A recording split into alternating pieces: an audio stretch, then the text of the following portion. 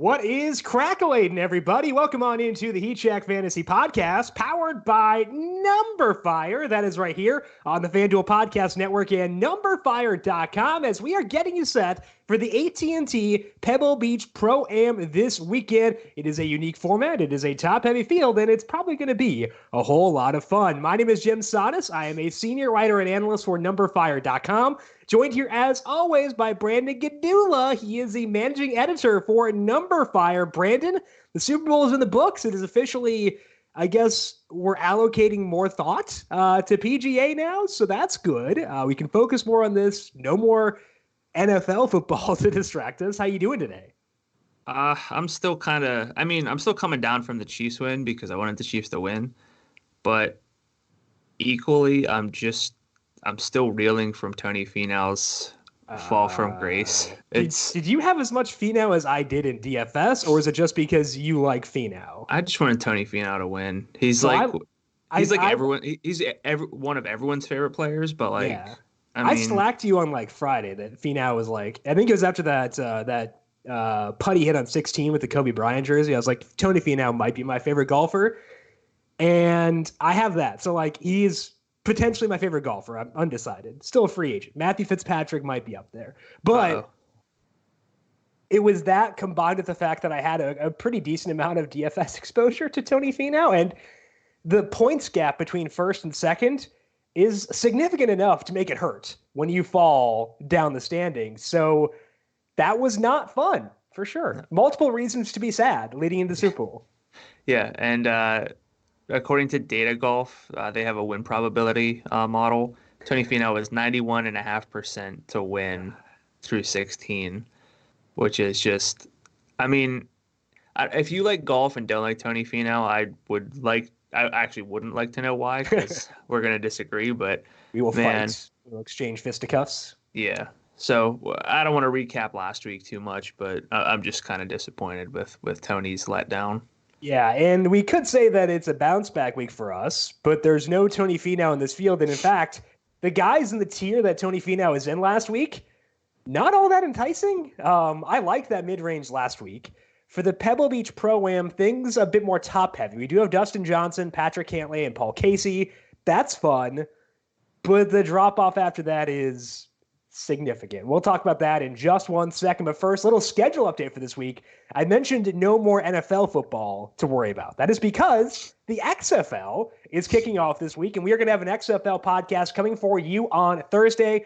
Streaming that, actually, I don't think we are streaming that, but regardless, we're going to be posting that on the FanDuel Numberfire Daily Fantasy Podcast feed on Thursday. So make sure you check that out and you are subscribed to the Numberfire Daily Fantasy Podcast. You can also get the Daily ISO with Tom Vecchio there. That goes up every weekday for Daily Fantasy Basketball, and a little bit of NASCAR coming up this week too. Whenever they post the slate for the Busch Clash, which is on Sunday, I'll be recording the podcast. It is not up as of now, but that's okay. We'll figure that out as it happens, and I will adjust my schedule accordingly. So still a busy week here, despite there being no NFL. But Brandon, XFL coming up. We've got our hot takes ready to fire. It's going to be fun. Yeah. We don't know what to expect with the XFL. I've actually tried to build out projections for it. Yeah. So look, we're taking it seriously, but there's a lot of unknown, and it's going to be a lot of fun. Yeah. If you aren't going 100% Nick Truesdell in week 1, why are we even talking? That's all I got, We can spit out these hot takes now. I wonder what the overlap of PGA fans and XFL fans is. It's a good question. I feel like PGA fans I play PGA more. My volume goes up when I'm bored during the week. I don't think that would correlate to XFL. So, I play PGA regardless, but it's more so it's Wednesday night. I'm kind of bored. I've burned through all the Netflix shows I was supposed to catch up on during NFL season. Let's go dump some more Nate Lashley into the player pool and see what happens. So I don't know how much overlap there'd be just from that perspective, but we'll see. Yeah. I thought maybe we were boring some PGA fans with the XFL talk, but no, you can't be bored with the XFL. That is literally a rule. So let's get back to the AT&T Pebble Beach Pro-Am. As you probably know, this event is played at 3 separate courses because it is a Pro-Am format. Each golfer plays each of the courses once, and the cut will be after that. So on Saturday is when the cut will occur, meaning we'll get 3 rounds out of everybody. Now, that doesn't necessarily mean like we can degaff the cut because it's only the top 60 professional players plus ties who make it through after the first 3 rounds. So you will get 3 rounds out of everybody, but you're only going to get 4 rounds out of probably 65 to 70 or so golfers, and that is still restricted. So you should still prioritize making the cut, despite the fact the cut occurs one day later. The 3 courses, the main one is Pebble Beach Golf Links. It is 6,816 yards. It is a par 72, and that will host one of the first 3 rounds and the final round. Spyglass Hill Golf Course is 6,953 yards. It's a par 72. And then Monterey Peninsula Country Club is 6,958 yards and a par 71. So if they're playing at Monterey Peninsula, make sure you are aware that the cut is different. Spyglass and Pebble Beach, the par is 72 for both of those, but the difficulty very different. So if you're following along, be aware of the difficulty of each course and probably wouldn't care too much about how things are going until Sunday. I think is the best way to put that. As far as course history data, if you want additional data from Pebble Beach, like specifically, you can look at last year's U.S. Open.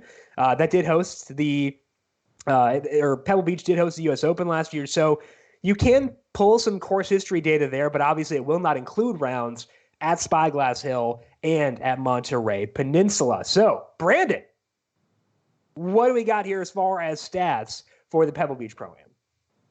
Yeah, so just quickly, you mentioned the last year's U.S. Open, and I thought about it, but I'm not really going to look at that at all because the course plays so differently. The way that they prepare it, it's going to be very different. This is a Pro-Am, so I'm not disagreeing with you. It is something you can look at, but I don't necessarily need to see golfers who did well. And if a golfer didn't do well last year at the U.S. Open, it's not going to matter to me too much. But I think the key stat here this week is making the cut. I mean, it's a smaller cut. I know we get 54 holes before the cut, but you gotta elevate your lineup's floor by guys who can make the cut. But to find that, I mean, it's tough here because it's such a different format. The play's really slow because it's a Pro-Am. And we only have strokes gained data for 2 of the 4 rounds at this course, so the 2 at Pebble. That's never fun. But, I mean, the key stats really, it's strokes gained approach, it's greens in regulation, it's par 4s, it's birdie or better. The winning score is usually around 19 under, so you have to get birdies. It's not enough just to make pars. The way to get birdies really getting to the greens in regulation and converting the putts. The greens are POA, which is sort of an abnormal split. So if you have access to POA splits, I'm factoring those in. But I mean, really, I'm just trying to keep it simple. Approach play, greens in regulation, par 4s, and we don't put a lot of emphasis in event or course history generally. But I think this is one of the events, I should say, not courses, where it's kind of worth looking and seeing who's done well in this unique format for this week.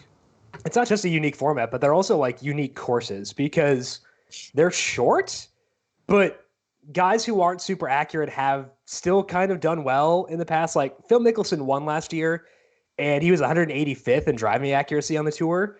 I'm assuming that's why there was no off the tee data in your key stats, because it's kind of weird, right? Yeah, I mean it's just not a course where like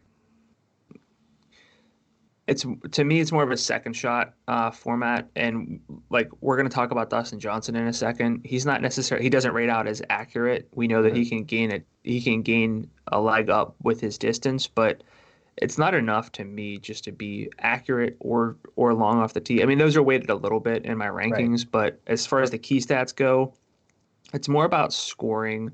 It's more about the approach. It's more about the greens and regulation for me this week. And I put in good drive rate to kind of encapsulate a couple of those things. So that's the off the tee stat that I have.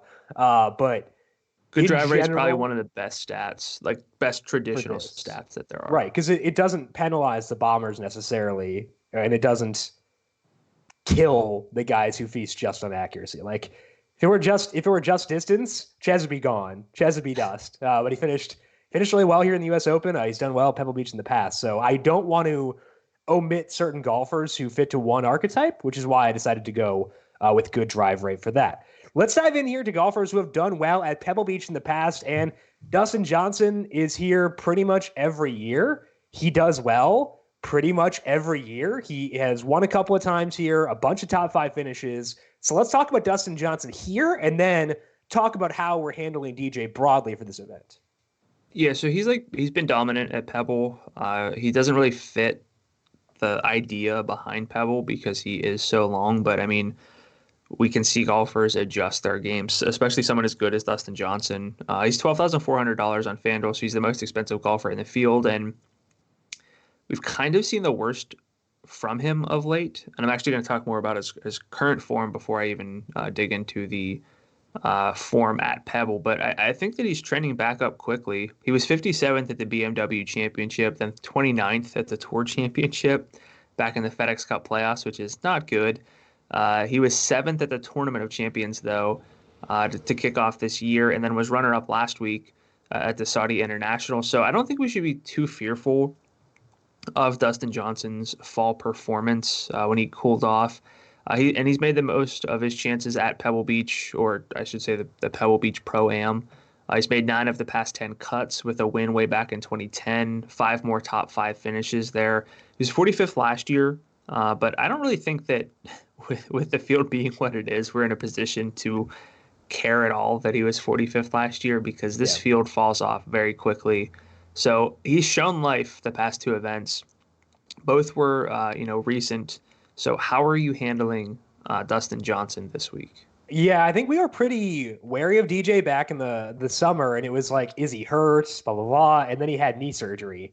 And so when he has knee surgery, that says to me, yeah, he was hurt. So I am okay tossing out that data, but it also means I'm going to put more weight on what he's done recently because I want to see what he's done since that surgery. And since then, like you said, he's been really good. So I'm entering this assuming that he's like, maybe not back to like liquid hot DJ, which he was for a pretty long stretch.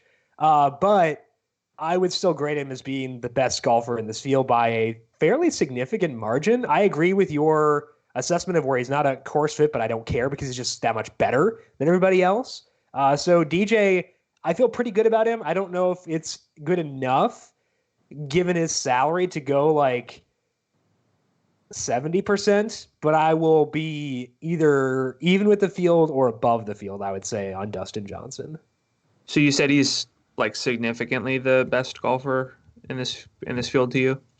I think that like because I think it's Cantlay's like close. DJ tier 1, Cantlay tier 2, Casey tier 3, but like I don't know. I mean, like I think it's a full tier difference, but that doesn't mean like Cantlay is a fraud. Yeah.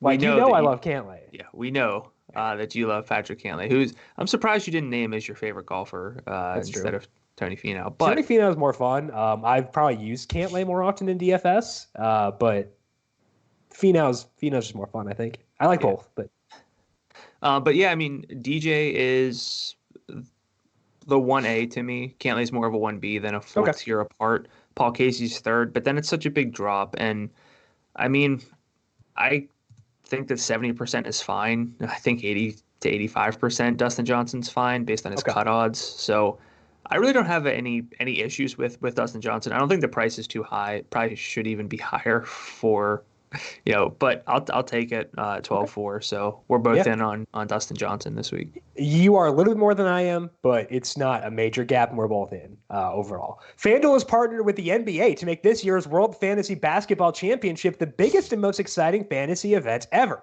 Just win a WFBBC Live Final Qualifier contest to claim a guaranteed share of $2.5 million in prizes and stamp your ticket to Los Angeles in March. For more details, visit FanDuel.com or download the FanDuel app today. Eligibility restrictions apply. Let's talk about Phil Mickelson because he's a golfer we've been off for a very, very, very long time now. But he's coming off a third place finish at that Saudi International, and Pebble Beach has always been very kind to him. So let's at least talk through Phil here. He is a 5-time winner in this event, including last year's rendition. He was second the year before that. He was also second in 2016. And Phil has gained strokes and approach in 3 straight measured events. That does not count the Saudi International. And it's a big improvement from where he was before. And we know he's a really, really good POA putter. So I am not going to use Phil Mickelson at 10-8. I want to make that abundantly clear. He will not be in my player pool, but he's less of a complete cross-off than he would have been before. I don't know if I'm wording that right. But what are your thoughts on Phil? Does he interest you at all? I mean, a tiny bit, like the tiniest bit, just because of what we saw. I mean, his recent stats are just so bad. I know that he's working on things. He's just kind of out there. Literally, he's in the position where he can just try stuff during professional events, and it's a good spot to be in. That's like amazing to think about. But it's true. It's like some of these guys treat events that way, and we know that Phil's doing that. And this is probably one of those weeks where he will be focused in. You mentioned the POA splits, which again, we don't want to put too much stock into putting, but Phil's amazing on POA. We know that he can launch them. He can hit them bombs. He doesn't have to do that this week, but anywhere he's going to know the courses well enough to take advantage of those opportunities. So I think we're on the same page where I don't have a ton of interest in playing him at the salary, but typically we would have said like not even close. Please, but now he's no. like, oh my gosh, no. Yeah, but now he's getting kind of close. Yeah, and I think that is noteworthy at least, because if you have a different take than us, like maybe you want to go in, we will not be doing so. But one thing I wanted to look at with Phil specifically is the expected ownership, and the place that we go to is fansharesports.com. Phil, top 6-ish right now in tags, so he's getting some buzz, he's getting some love, and if he's going to be popular, I'm fine missing out. Yeah, I'm fine missing out if he's not popular, honestly. Jim's just not going to play. Jim likes him, but he's not going to play him, and which is probably where I am too. I like his Twitter game. I don't know about the rest. Like, he's probably fine, but I like his Twitter game, I guess, because that matters. The other reason I'm okay disregarding Phil is that if I do decide to go in this tier, and I think I'll be pretty top heavy most of the time, but if I do decide to go more balanced, both Matthew Fitzpatrick and Victor Hovland stand out more to me than Phil do, and I'm not going to be in this tier terribly often, so I'm pretty okay glossing over Phil, and I don't think I'll have any of him this week. Let's move down to a couple of cheaper plays, starting off with Kevin Streelman, the real man. He's back. What do you see with Kevin Streelman, Brandon, specifically here at Pebble Beach? Yeah, so there aren't many cheap golfers this week who I feel confident in. The 54-hole cut helps, just because I have to play some cheaper guys. But Kevin Streelman, I mean, if you combine the 3 courses in play and 4 if you include the U.S. Open version of Pebble, according to FantasyNational.com, Streelman's second in greens and regulation gained. In that sample, he's 8th in total strokes gained at Pebble. He's only $9,100 on FanDuel. So, I mean, if you're looking for, event form, Streelman has it. His past 4 finishes have been 17th, 14th, 6th, and 7th, which you'll gladly take at this price, or really any price when it comes down to PGA DFS. Streelman's also got some nice stats. He's 7th in approach, 23rd off the tee. He's played 3 times in 2020, missed 2 cuts with pretty neutral overall numbers. Missed the cut last week despite picking up 1.9 strokes with his approach play, losing exactly that many on the greens, so it's kind of futile. But for the price, I think Streelman looks good if you're digging in for someone who has event form and course knowledge. But he also missed 2 of his past 3 cuts, so any interest for you in Kevin Streelman? And the missed cuts have been a pretty consistent thing for him. Like, he's been struggling with that for we were back on him for a bit briefly because he had turned things around, but now it's kind of slipping back into like the volatile stuff. So Streelman will not be in my cash game lineup because of that. But I could see myself having like him as a rotational piece for tournaments, not a foundational piece, like a core play for me among the value plays. But someone I rotate in pretty decently often, I would say, is where Streelman fits in there. So decent amount of interest. I still worry about the volatility, and that's why I'm not going to make him a core play. But he's definitely someone I think is on my list and someone I'll use enough for sure. Yeah, I mean, he's lost strokes putting in 5 straight measured events. POA is his least worst surface, at least. But I mean, look, there aren't many value plays who I feel good about this week. The field is just pretty wide open, I think, after the top 3-ish golfers. So I think by default, I gotta like Kevin Streelman. I'm higher on him than most of the other golfers down in this range. The event form helps, so Yeah. that's kind of I'm forced into some of these plays. I think there's some guys below 9,000 I like more, and he's like close enough to there where I'm okay. And like I'm going to need them if I want to go with a DJ Cantlay or DJ Casey lineup, which I'm going to. So I won't have he won't be a core play, but still someone I'll use a respectable amount. Let's move up here a bit to Chaz Revere. He is $9,700. And at the U.S. Open last year, again, different format because there's only the one course and obviously a lot tougher. But he did give Gary Woodland a run for his money in the U.S. Open last year, finished third there. And that U.S. Open for Chaz came 2 years after he was runner-up at the Pro-Am, which is the same format, which means that I think we can at least put a little bit more stock in that U.S. Open. Finished 38th here in 2019. Unfortunately, enters this one with really bad form. He has missed 3 straight cuts. He lost strokes in approach in 2 of those, though he did also struggle on the greens. And kind of like Streelman, POA is the best surface for Chaz. So he's $9,700. I am willing to go with him in tournaments, but the current form gives me pause with cash games. He's very similar to Streelman in that regard. He's just more expensive. So what's your view of Chaz Revere here at $9,700? Not really popping for me at all. The one thing is the birdie rate. He doesn't necessarily rate out as a good birdie maker. I don't have. This is going to be a week where I'm not talking you out of many plays, so I'm not really going to try to do that. But Reavie, even for the price in that range, I think he's going to be kind of outside the top 6 for me in like that 9,000 range. Just doesn't do quite enough for me. A little bit worried about the form. So, again, I'm not going to talk you out of him, but he's not going to be someone in my player pool. I think the big difference is I don't like anybody in the 9,000 range outside of maybe one guy. Yeah, I don't either, but okay, that says a lot, I guess. Yeah, and I have good drive rate on there, and Chaz is like a god there. Yeah. He's also really good in approach, even when you include the couple of down events. So that's why I could see myself going there. I'm not going to prioritize him, which you kind of have to do sometimes for a guy who's 97. But if I wind up in that range, I could see myself using Chaz. There are a couple of other guys who are in play there, but I could see myself using Chaz. Let's move now to current form golfers who have been lighting things up recently. And Brandon, you're talking Matty Fitz, Matthew Fitzpatrick, back on the PGA Tour for the first time since probably a major, but tearing it up over on the Euro Tour, and he is $11,000. What do you see with Matty Fitz here? So usually when we see Matthew Fitzpatrick or someone in the Matthew Fitzpatrick mold, usually like 96. Usually he's 96-ish. Priced at $11,000 on FanDuel, it'll tell you that it's a weak field, and it is. But don't get me wrong. I think Fitzpatrick's actually kind of worth it. He's been quite good. Plays primarily on the European Tour, so he's not at the forefront of everything over on the U.S. side of things.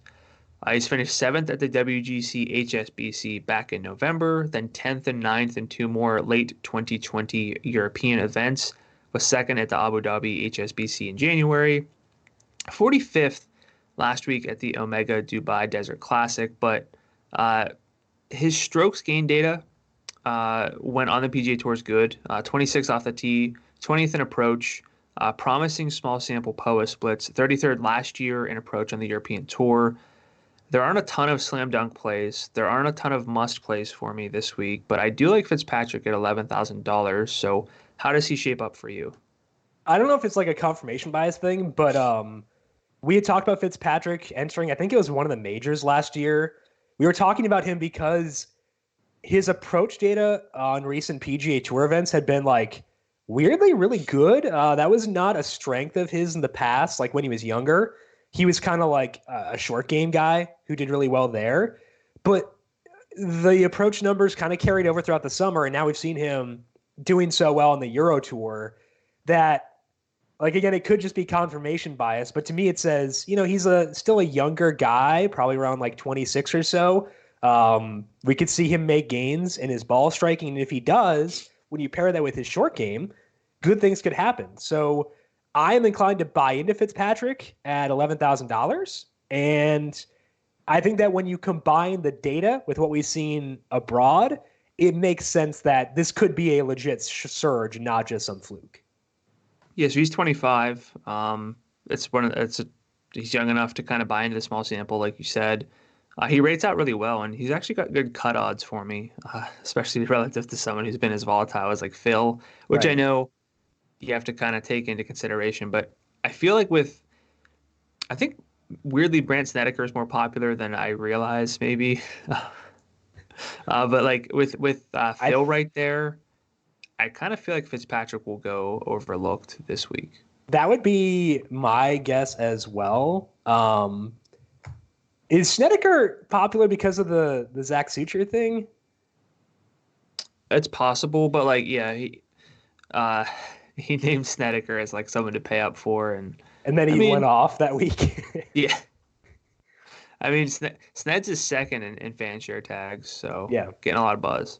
Yeah. He's a two-time winner here, so. Yeah. Let's continue on the current form section because I'm going to talk about Fitzpatrick later on as well. But a lot of the big guns in this field, we talked about Phil, we talked about DJ playing in the Saudi International last week, and they all did well, but none of them got the win. That was Graham McDowell finishing 2 shots ahead of DJ. The event before that for McDowell was a missed cut at the Dubai Desert Classic, but he was also 4th at the Sony, which is on the PGA Tour, which means we have data. That was in January. McDowell's approach play has been awesome recently, and he clearly has upside, given that win last week. The off the tee play, I think, is where the biggest question marks are, but we're de-emphasizing that a bit here. So McDowell kind of requires a unique roster build to get there.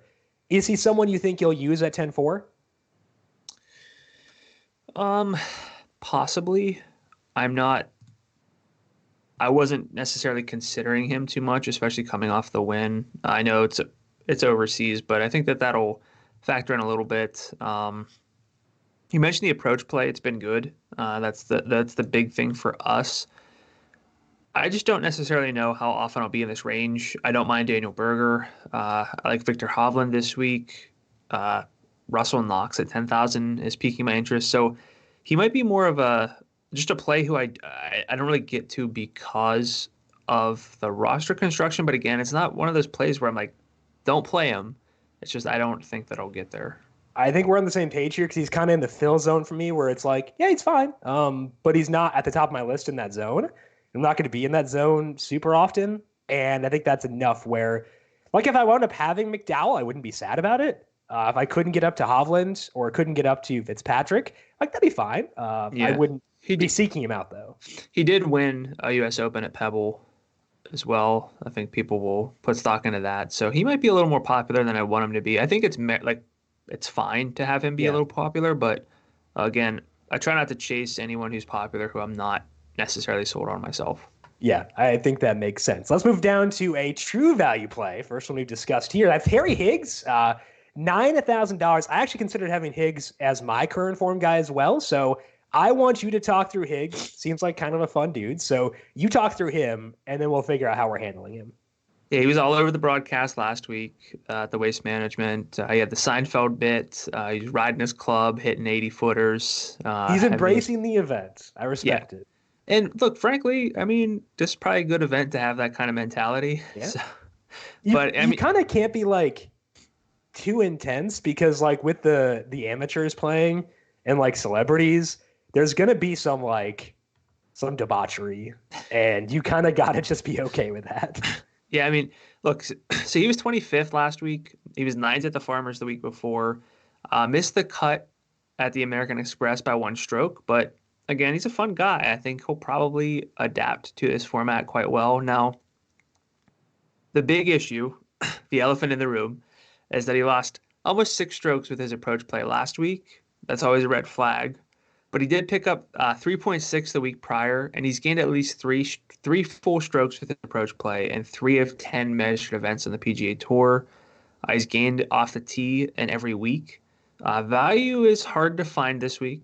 Higgs could be popular because of his showing the past 2 weeks, but I'm not entirely against it. I understand the volatility, but frankly, every play down here is volatile. So, I mean, we've seen some high-end approach numbers. I think that he should probably fit the format well. So, I have interest in Harry Higgs at 9,000. What about you? Yeah, I do too. I think he's very interesting because we talk a lot about golfers down here, not from a safety perspective, but the ability to have a ceiling. And Higgs has shown that with those pop events from on his approach play. And that's pretty valuable because there are a lot of guys down here who don't really have that within their range of outcomes. So Higgs, he can miss a cut. I don't view him as being a cash game target for me, but he is someone I would consider for tournaments. So kind of similar to Streelman, I think if I had to pick, I would choose Streelman over Harry Higgs. Streelman is 9,100, Higgs is 9,000. But both those guys are golfers I would consider in that range. Yeah, I mean, look, every golfer down here is like a roll of the dice. And like you said, if you're going to roll the dice, not in cash games, but if you're going to roll the dice in tournaments, you might as well reach for someone who has shown top 25, top 10 upside, who can get hot with a putter like we saw last week, who can get pretty hot with the irons, which we've seen 3 times already in his PGA Tour career. So he fits that kind of volatile tournament play. Yeah, and I think that's valuable down here. Like volatility is sometimes bad, but not always. And it's definitely valuable a lot of times. Let's talk about another guy in the value range. That's Nate Lashley. He is $9,300 coming off a third place finish at the Waste Management. And he did prop himself up with putting, gained 4.8 strokes there, but he also gained 2.9 in approach, gained 3.7 around the green. That helps. And Lashley's approach play has been more spotty than usual recently, but he did gain 3.4 in approach at the Greenbrier, finished third there. He's 29th in the field in approach the past 50 rounds, so he's definitely capable of blow-up events, kind of similar to what we were discussing there with Higgs. Lashley's not that great off the tee, whereas Higgs is, but again, it's not as paramount here as it is in other events. So does Nate Lashley interest you at $9,300? He didn't till you started talking about him. And then a closer look, I mean, he's good on the par fours. He's good with, he can go low in terms of making birdies. He rates out well in a fantasy national stat called opportunities gained, which is basically scoring chances, which is really, frankly, all you can ask for from a golfer.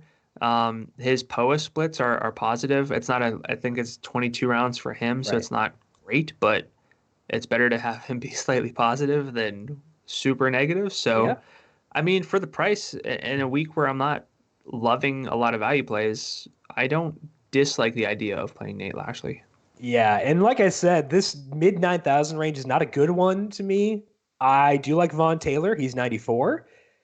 Outside of that, it's kind of, he torpedoed a lot of lineups last week. Thank you, Vaughn.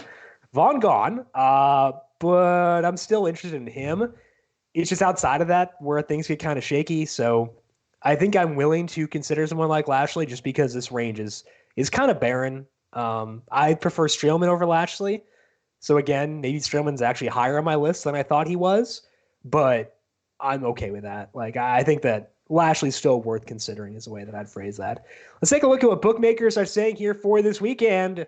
Shocker to everyone. Dustin Johnson, the heavy favorite to win this event. He is plus 550 on Paddy Power right now. Then you get to Patrick Cantlay by himself at 10-1. Paul Casey on an island at 16-1. Jason Day is next up. He is 20-1 before we get to a group of 3 at 22-1. Those guys are Brandt Snedeker, Matthew Fitzpatrick, and Brandon Grace. Matt Kuchar and Phil Mickelson are 25-1. And then Victor Hovland rounds up the top group at 30-1. We talked about DJ earlier, so let's shift to roster construction now. We got Johnson, Cantlay, and Casey all having short odds. Are you looking to get two of those guys in a lot of your lineups, or are you preferring more of a balanced build this week? I think I'll probably get there because the difference between I don't want to say. I like the upper 9,000 range, but I guess the difference between the upper nines or mid nines and like the low nines isn't that great whenever you factor in the 54 hole cut. So I do think my default, my first, if I'm building one lineup, I would probably want two of the three between DJ, Cantlay, and Casey. And frankly, I don't dislike any of them this week. So that's going to be what I'm trying to do first. I don't know how that'll look. I don't know if I'll love it, but that is going to be my default. What about you?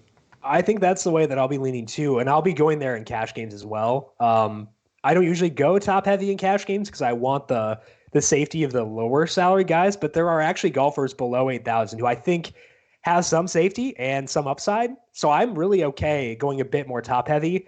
I'm going to have lineups where I do go more balanced. So that's why I've been talking a bit about Fitzpatrick, a bit about Hovland, because those guys fit that really well, where I go one of the top three guys and then dip down.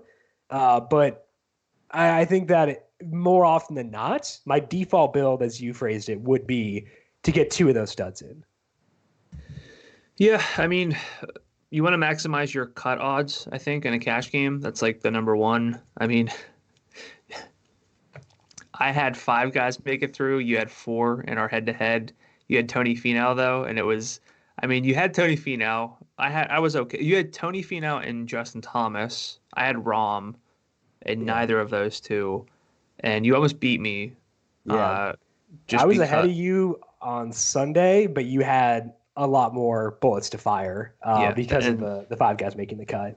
And that's kind of what it comes down to, I think, is really trying to get your guys through the cut because, look, I mean, you had JT and Tony Finau, and, you know, just that one extra guy was enough to make the difference. Vaughn Taylor. Not getting a Christmas card this year, mostly because it's not Christmas anymore. Which lower salary golfers have odds that stand out to you? So we got JB Holmes is $9,500. He's 50 to 1 on Paddy Power. Vaughn Taylor, the aforementioned Vaughn Taylor, and Patrick Rogers, both 55. Kevin Na, Lucas Glover, 66. Nate Lashley, Scott Stallings, Kevin Streelman, Wyndham Clark, Cam Davis, Mav McNeely, 80 to 1. So I mean, we kind of have like a good mix. But I really it's tough because my heart says my heart and head really say build a balanced lineup, but it's tough to God, this feels just so bad. Go big or go home, man. Yeah. God. So I mean, I'm most likely going to fit in Dustin Johnson and probably Paul Casey just for like a little bit of extra savings, but yeah. Jeez. Wyndham Clark got a lot of buzz on Twitter during the event last week because he was like at the top of the leaderboard for a long time. Faded at the end, finished 34th. Seems like he might be turning things around because he had this really bad rut earlier in 2020. Any interest in Wyndham Clark, given how well he performed at times last weekend? The larger sample is that he's just a short game guy, and that's not really what I chase. So, I mean, I could be wrong, but I'm in this fine house. We don't chase short game studs. Yes. We pay up at running back, and we pay up for ball strikers. We chase ball strikers, even if they're like 7,000, and it's Corey Connors, and he's made like 5 cuts in his life. Yeah. It's fine. Yep. Not anymore. Corey Connors, I shouldn't be the default example anymore. Maybe Shinjin Jong. We can go there. Oh, buddy. He's 85, man. Just saying. Weather for this week looks like we could have some wind in the forecast on Saturday. Sorry, I'm sick. It was such an abrupt segue. I wasn't prepared for it. I can't talk. So let's look at some wind. It's specifically in the forecast on Saturday. Wind speeds start off around 9 miles per hour, but then shoot up to 15 miles per hour by the end of the day. You would want to favor those teeing off in the morning on Saturday there. Sunday, largely the same with elevated winds, especially in the afternoon, getting above 15 miles per hour. So we won't know who's teeing off when that day, but it's going to be mindful that we could see some wind this weekend. Between the Saturday wind and the presence of this being 3 courses, I think that there is some incentive to stacking Tetons or stacking courses for tournaments, like stacking guys who are on Pebble Beach on Thursday, etc. I don't believe I will be doing this as of right now because the weather is not quite extreme enough for me to go there. But I would mention that it's something I would look into at least. If you are someone who does try to prioritize weather, this could be a week where that's at least in play, is the way I describe that. Yeah, go ahead. Sorry. No, I just was going to piggyback. Like, I would be probably more inclined to stack courses. Yeah. But we'll have to check as we get closer to lock. Because just naturally, there will be courses that are more hindered by wind than other ones are, and there will be more wind Saturday than other days. So maybe that's the angle you want to play. But if you do factor weather a lot in your process, I would give it a look for sure. Let's finish up here with our player picks for the AT&T Pebble Beach Pro-Am. Starting off at the top end, Brandon, which studs fit your builds for this week? The man we can't lay off, Patrick Cantlay. Cantlay. Let's go. So stupid. Is it? He's 12,000 on FanDuel, so he's priced above everyone except for Dustin Johnson. He's been, frankly, every bit as good as Dustin Johnson since the start of 2019. He's well worth considering if you're building a lineup with both of those studs, which is a little scary, but I really do like that this week. He is second in the field in strokes gained approach over the past 50 rounds on the PGA Tour, according to FantasyNational.com. He's the field leader in birdie or better rate generated. The main concern is just modest form in this format. He was 35th in 2018, 48th in 2017, but Patrick Cantlay, you can't really nitpick your way out of liking him this week. Yeah, you talked before about how you have him as your 1B to Johnson being 1A. Do you view Casey as being a definitive step down from those two? Yeah, but it's still really close. It's like hard to convey that. Yeah. But I love all three this week.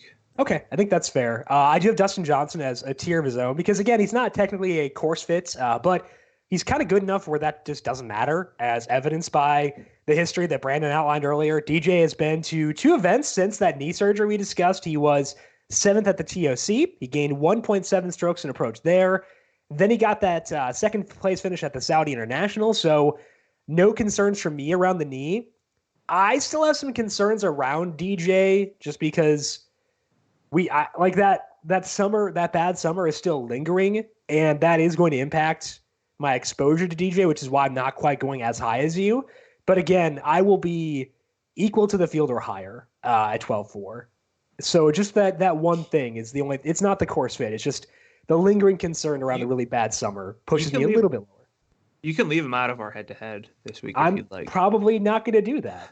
It was a very generous offer of you. I'm just saying. I feel like you don't want to play him, so as much as I appreciate the olive branch, hard pass. Let's move down to the other studs we're targeting here. Talking about that second tier, if we decide to go more balanced, Brandon, who do you like there? So, yeah, I can't stress enough, and I feel like we haven't given him enough talk, but it's like Paul Casey. I mean, I'd be more inclined to bet him because he's just listed longer, but Casey's right up there, so I need to stress that. But Victor Hovland at 10,700 missed the cut last week, so he's bounced back option at a course where he won the 2018 Amateur. Was 12th at the U.S. Open. Leads the field in strokes gained tee to green over the past 24 rounds. First in approach, again, cut last week, but that was from terrible short game. Shouldn't matter a ton on a Pro-Am course where everything's a little bit, I don't want to say softer because it's misleading, but like the rough's not super penal and like there's scoring opportunities. So I feel like Victor Hovland could go out and play around with some amateurs and have a good time. Yeah, and you mentioned this cut last week. It's not like he imploded. He was like, I was sweating the cut really bad Friday because I had like 15 dudes who were like tied for even, I believe it was, and I was like refreshing data golf like mad to try to see if the cut would move. He did not. So he didn't implode. He just barely missed it. Pretty sure it refreshes automatically. Just a heads up every 5 minutes. I'm not waiting 5 minutes. I mean, I know that it doesn't refresh until then anyway, but like, I don't care. Like at a restaurant, just like refreshing my phone probably looks kind of weird, but hey, got to do what you got to do on a Friday cut day, Saturday cut day this weekend. So we talked about Matthew Fitzpatrick. I want to include him in my player picks. We had talked about him picking up the approach play last summer, and he's carried that over into a whole new level recently because in his past 12 events, Fitzpatrick, 7 top 10s, he has 4 top 5s, and even without including his events in the Euro Tour, he's still 12th in the field in good drive rate. He is 19th in approach the past 50 rounds. His shorter term form is even better than that. So At 11,000, I think he makes sense. I might put him above Hovland just because I think the short game is a really good tiebreaker in favor of Fitzpatrick, but they're both very close to me. And this is where I'd have them as 1A, 1B in the second tier. How do you view those two relative to each other? Yeah, I think that's probably a good way to do it with the short game. Because, I mean, look, Victor Hovland's amazing. He is one of the best young players that we've seen in a long time, but the short game is still not quite there. And while that's not as important as ball striking in terms of predictability week to week, it's something that could hold him back, could force him to miss cuts, could force him to struggle to score. So I do have Fitzpatrick ranked higher, but price considered, it's very close. Yep. Let's move on to the mid-tier in salaries, guys. Around 10,000 down to 9,000. Who stands out to you there?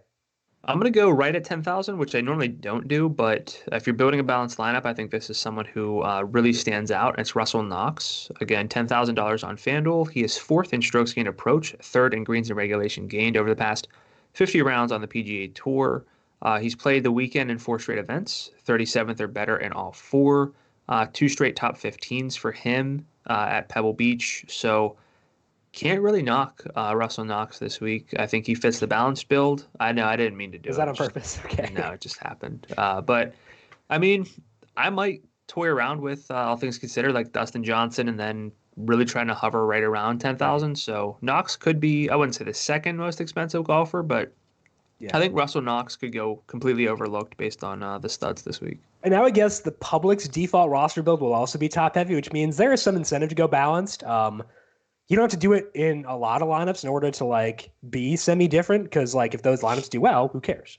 So I think there is some validity to that. Let's talk about Scott Piercy because he's got this fun combination of two things that we should seek out, but also don't go together all that often. But he makes cuts and he's capable of spike weeks in certain stats. And that's a fun combination. He has made 13 of his past 14 cuts along with 18 of his past 20. And that's pretty awesome for his floor. But he's also gained at least 3 strokes in approach in 4 of his past 10 events. That includes topping 5 on approach twice, one of which was the Waste Management last week, finished 6th there. Got a good track record here at Pebble Beach, 10th place finish last year, a 20th in 2018. So I'll take a look at Scott Piercy at 96. Again, this is not my favorite range, but I think that Piercy is someone worth considering when I am there. What about you? Approach God. Is he back? I mean, you're the Scott Piercy whisperer, so. I don't know if I am because he's burned me several times. So, I mean, burned is relative because he's not like missing cuts at least, but I've gotten 45th for sure here. I don't know if he's back. I think he never went nowhere, but they say on Piercy back. I don't know. Truth. I don't words. I don't know. But I can say, and this is very concerning to me, but Piercy's 23rd in opportunities gained, which again, more or less like birdie chances, but he's 123rd in birdie or better rate gained over the past 50 rounds. Again, those stats come from Fantasy National. So I don't know if I've ever seen quite a drastic split like that. He's 134th in putting. Chaz is 15th in opportunities and 120th in birdie or better rate. But remember, Chaz's best surface is POA. So all in on Chaz. Let's move now to your second mid-tier guy. Who do you got there? I got to stick with Streelman at 91. I know we've talked about him, but really he's kind of the one guy who stands out to me the most. Fared very well at the trio of courses here. Again, second in greens and regulation gained at these 3 courses since 2012. Has missed 4 of his past 5 cuts and 2 of the past 3, so he's not necessarily someone you can feel safe about, but 54-hole cut. The stats are pretty decent. He hasn't been imploding the past 3 events, so you're going to need to spend down if you're going to play Dustin Johnson, Patrick Cantlay, and or Paul Casey. So Streelman's going to be one of the first places I look. Yeah, like I said, I've grown higher on him as we've gone along here, I think, just because I realize how scarce it is to find guys down here. So Streelman definitely maybe more of a core play than I thought. My second mid-salary guy is Vaughn Taylor. And it might be weird because he imploded last week. He missed a cut, and I had him on a lot of rosters. So the hurt is still real here, but that was on me because I used him at a course where I was emphasizing distance, and that's not the case this week. Instead, I'm looking at good drive rate, and Vaughn Taylor ranks 20th there. He's also 24th in approach per Fantasy National, so good in the 2 ball striking stats I'm looking at. he has lost strokes in approach in back-to-back events. So I am not fully all in here, but for $9,400, he'll definitely be in my player pool again and may wind up being my favorite guy in this mid 9,000 range. It's very painful to say that given what happened last week, but I think it's true. Thoughts on Von Taylor for you? I mean, he's got to be up there near the top of this range, just by default in a way. What did he shoot? It's like 77, 68 last week, I think, something crazy like that. And he won here before in 2016. So as if I needed more reasons to play Von Taylor. We've been playing Von Taylor for years now, decades now, it feels like. Unfortunately, a lot of times. Actually, when he was like an 8,000 guy, he usually paid off. So I shouldn't say that. Yeah, I mean, not all these guys are going to pay off every week. Like, not unless it's a no cut event, every golfer can miss the cut. So I mean, it's bound to happen. But I mean, frankly, Von Taylor, that's what his first missed cut in like 10 events, something like that. So I mean, he's up there. Speaking of not everyone can pay off, let's move down to the value tier. Brandon, who do you like below 9,000? Nick Taylor, $8,700, 30th, 10th, cut 28th since 2016 at the Pebble Beach Pro-Am. He's got a balanced stats profile. It just looked like he grimaced. So he's got a balanced stats profile, not a great stats profile. 67th in approach, but 9th in greens and regulation gained. It's a good start for a value play.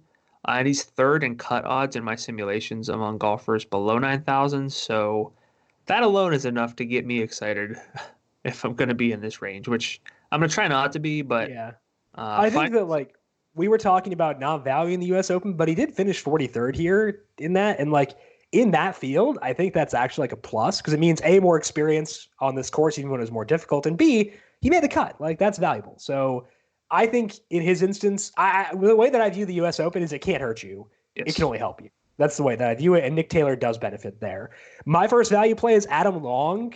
He was in a pretty bad rut to start January, and even though he's generally a good approach player, he'd actually lost strokes on approach in 3 straight to kick off 2020, but he did flip that around at the Waste Management. He gained 4.9 on approach there, helped him to an 8th place finish, and that puts Long back up to 12th in approach over the past 50 rounds.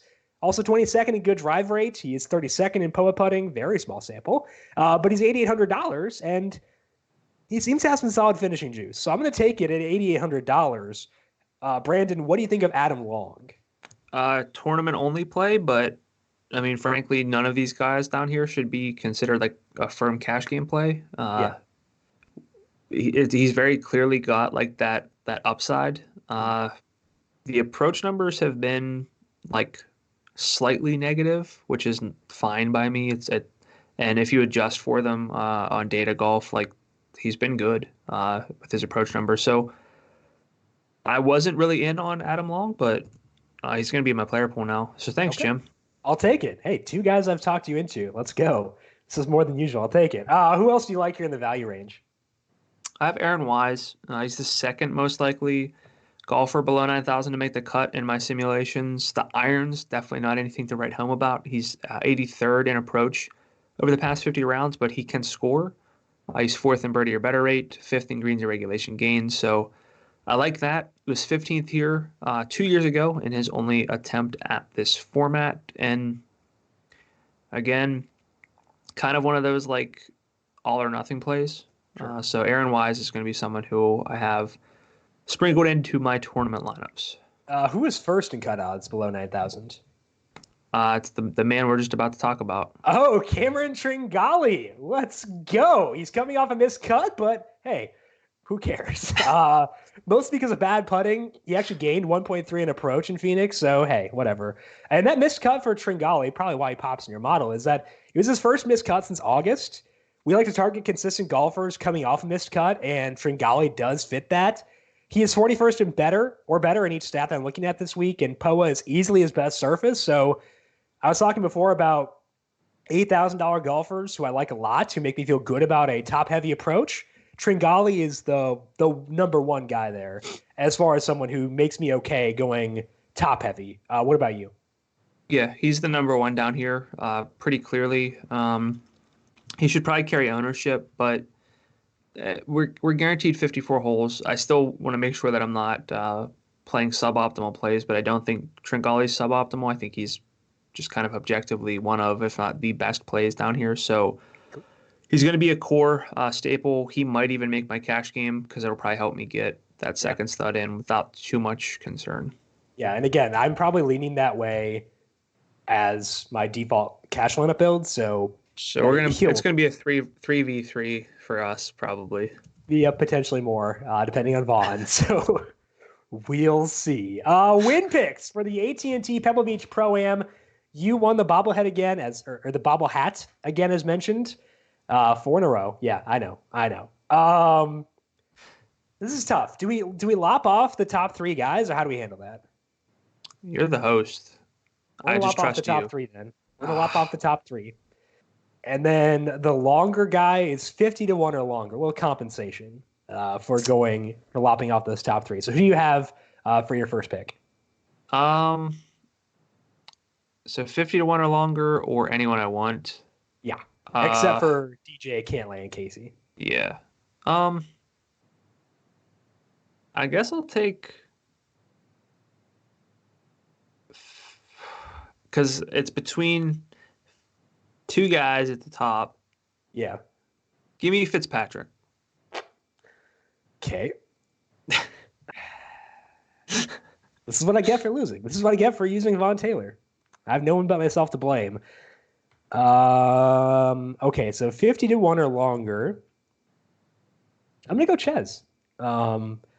I know that the current form is pretty bad, but we're looking for guys with upside. He has shown that upside here in the past.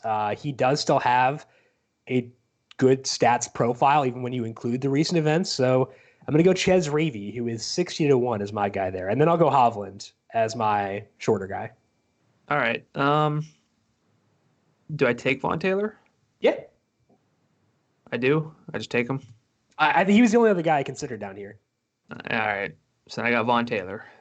Piercy was kind of there, but I just wanted to go Reavie. So you have Maddie Fitz and Von Taylor. I have Hovland and Chaz. Yeah. Jeez. I'll take that. Are you mad you wound up with Vaughn? I mean, Vaughn, I know you're watching. I'm sorry. We're big fans, but it just feels so. He was 10th. He was 10th at Pebble Beach last year. Wait, no, that was Piercy. I'm wrong. He missed the cut last year. I didn't think so, but I didn't know for sure, and I didn't want to. They're right by each other on my spreadsheet, so you can pretend he was 10th here and feel better about yourself. I'll take it. It's Von Taylor week. Yeah, every week is Von Taylor week here on the Heat Check Fantasy Podcast. That's all we have for today. Again, Brandon, I think the go-to for this week is going top heavy because there aren't a lot of studs in this field. So get the ones you can. And to me, that says getting 2 of DJ Cantlay and Casey more often than not, I would say. Yeah. That's going to lead to a lot of Tringale, possibly Streelman, Von Taylor. So what could go wrong? I'm going to have to mix up our head-to-head a little bit just so that we're not playing like one-on-one. We've had the same lineup before, so it wouldn't be the first time, but we'll see. I'll throw a curveball and throw out. I guess I'm 4 up. I'm 4 up. I considered Cabrera Bello. Hey, you should just block me. I should just block you every week. Yeah. You know what I'm doing. So I know your password, so I can see what your lineup is. It's not that hard to figure out what I'm going to do. Also, the password thing is frightening. I think that's an isolated password that I don't use anywhere else. So if you're going to know one, that's okay. That's smart. That's how you should treat your passwords. By the way, I don't know your password, so. Yet. Just in case you were worried. Yet. There's still time. That is all that we have for today. Should be a fun event at the AT&T Pebble Beach Pro-Am. Again, a lot more coming up this week here on the Heat Check Fantasy Podcast. We have a NASCAR podcast coming up. Who knows? Sometime this week. And also an XFL podcast coming on Thursday. That'll be posted by 11:30, I would say, on Thursday. So make sure you are subscribed to get that, along with the Daily ISO by Tom Vecchio. And while you're there, please leave a rating and review as well. Brandon, people have questions for you on Twitter. Where can they find you there? I'm at Gadula13, GDULA13.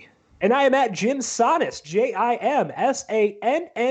You can also follow the FanDuel Podcast Network.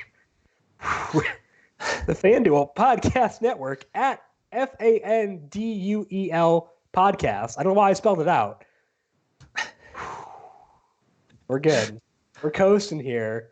Follow the FanDuel Podcast Network. Also, big thank you to Calvin Theobald for the video side of things here today. Cal has to deal with me again later today for covering the spread. So sorry, Cal, in advance. But we'll talk to you all next week. Good luck at the Pebble Beach Pro-Am. Maybe we won't talk to you, but hopefully we do. Good luck. See you later. This has been the Heat Check Fantasy Podcast, powered by Number Fire.